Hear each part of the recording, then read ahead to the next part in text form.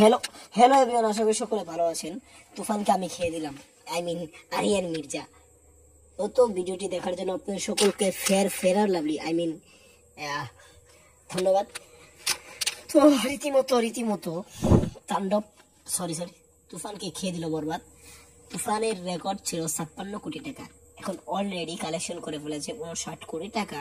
হয়তো 60 কোটি টাকা, আজকে শুক্রবার, আজকে আরো টাকা বেশি ওঠার কথা, হয়তো 62 কোটির কাছাকাছি চলে যাবে আজকে।